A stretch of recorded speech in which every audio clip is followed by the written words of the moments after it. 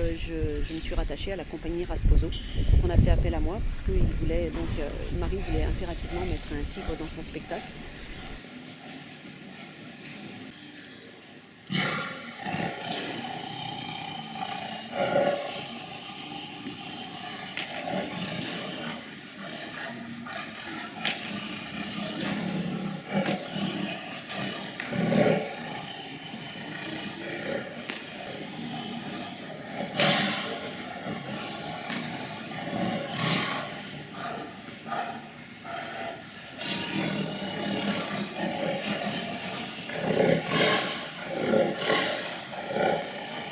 Je trouve magnifique la façon dont elle a amené la scénographie pour le tigre, l'entrée en cage et tout ce rapport en fait qui est basé surtout sur l'observation de l'animal.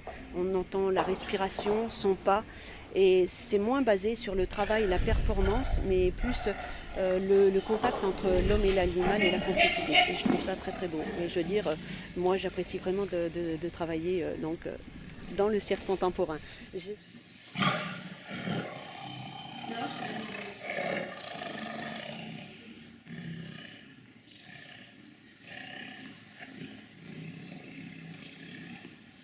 Mon papa travaillait en usine et tous les Noëls, en fait, avec le Noël de l'usine, en fait, on allait au cirque.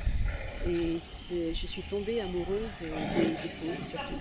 En fait, c'était mon plus grand plaisir, c'était à chaque fois à Noël, c'était d'aller au cirque et surtout de voir les numéros de fauves, quoi. Et en fait, à 10 ans, j'ai dit, moi, plus tard, je vais être dompteuse de tigre dans un cirque.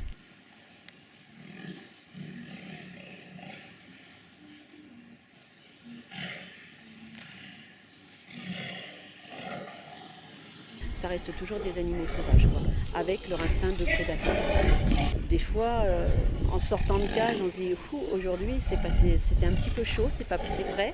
Le lendemain, bon, faut pas y penser, mais ça revient tout de suite au moment de rentrer en cage. On a un petit pincement au cœur, on dit bon allez, on n'y pense pas. Bon bah faut faire attention. Hier il s'est passé ça, c'était de ma faute, j'ai fait ça. Bon bah faut faire attention à pas refaire la même bêtise, quoi.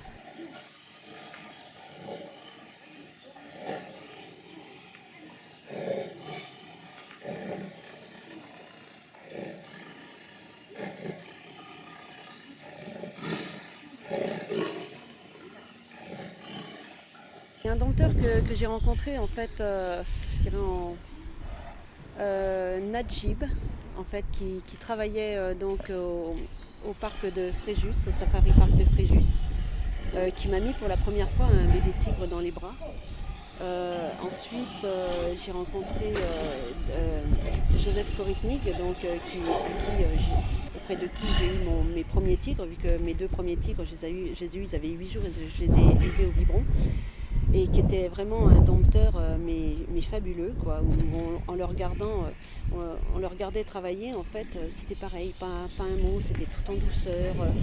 On aurait dit, en fait, il faisait pas un bruit, on aurait dit qu'il glissait quand il se déplaçait. C'était vraiment magnifique à le voir travailler, même avec des bêtes qu'il ne connaissait pas, puisque je l'ai vu travailler avec des bêtes que son fils dressait, et son fils n'arrivait pas à faire quelque chose, et là il est rentré en cage, il connaissait même pas le nom des bêtes, et il a pris le stick, la badine, et là, il se déplaçait comme ça, il ne disait pas un mot, et il y avait le tigre qui ne voulait pas se coucher en face de lui. Ça a duré 10 minutes, au bout de 10 minutes, le tigre réunissait tout ce qu'il savait, et il s'est couché en face. Au bout d'un moment, bah, hop, c'était fait. Il est ressorti, il a donné les baguettes à son fils et il a dit c'est un métier. Et voilà. Voilà,